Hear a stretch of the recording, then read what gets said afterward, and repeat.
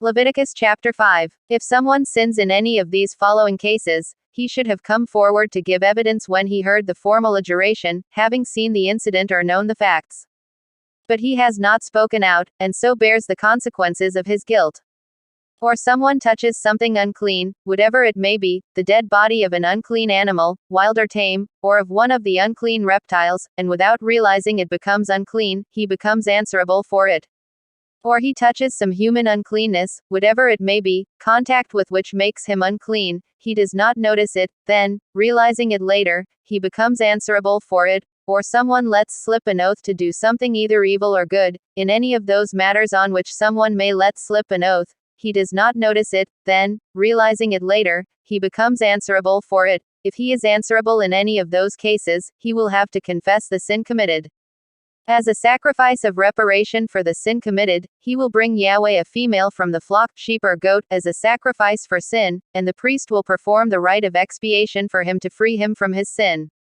If he cannot afford an animal from the flock as a sacrifice of reparation for the sin he has committed, he will bring Yahweh 2 turtle doves or 2 young pigeons, one as a sacrifice for sin and the other as a burnt offering.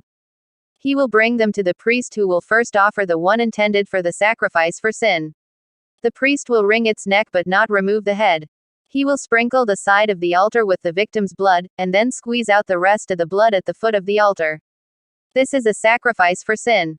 He will then offer the other bird as a burnt offering according to the ritual. This is how the priest must perform the rite of expiation for the person for the sin he has committed, and he will be forgiven. If he cannot afford 2 turtle doves or 2 young pigeons, he will bring 1/10 of an ephah of wheaten flour as an offering for the sin committed. He must not mix oil with it or put incense on it, since this is a sacrifice for sin. He will bring it to the priest, who will take a handful of it as a memorial, and burn this on the altar in addition to the offerings of food burnt for Yahweh. This is a sacrifice for sin. This is how the priest must perform the rite of expiation for the person for the sin he has committed in any of those cases, and he will be forgiven. In this case, the priest has the same rights as in the case of a cereal offering. Single quote. Yahweh spoke to Moses and said, "If someone is unfaithful and sins inadvertently by infringing Yahweh's sacred rites, as a sacrifice of reparation he must bring Yahweh an unblemished ram from his flock, the value of which will be decided by you in silver shekels according to the rate of the sanctuary shekel. He will make amends for what his sin subtracted from the sacred rites, adding 1/5 to the value, and give it to the priest. The priest will then perform the rite of expiation for him with the ram for the sacrifice of reparation, and he will be forgiven. If someone sins and without realizing it does one of the things forbidden by Yahweh's commandments, he will answer for it and bear the consequences of his guilt. As a sacrifice of reparation he must bring the priest an unblemished ram from his flock to the value which you decide, and the priest will perform the rite of expiation for him for the oversight unwittingly committed, and he will be forgiven. This is a sacrifice of reparation. The man was certainly answerable to Yahweh.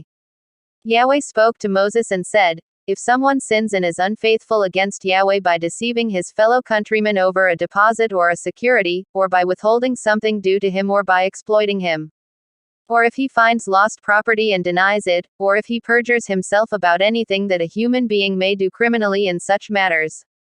If he sins and so becomes answerable, he must restore what he has taken or demanded in excess, the deposit confided to him, the lost property that he has found, or any object about which he has perjured himself. He will add 1/5 to the principal and pay the whole to the person who held the property rights on the day when he incurred the guilt. He will then bring Yahweh an unblemished ram from his flock to the value which you decide, to the priest as a sacrifice of reparation, and the priest will perform the rite of expiation for him before Yahweh, and he will be forgiven, whatever the act by which he incurred guilt."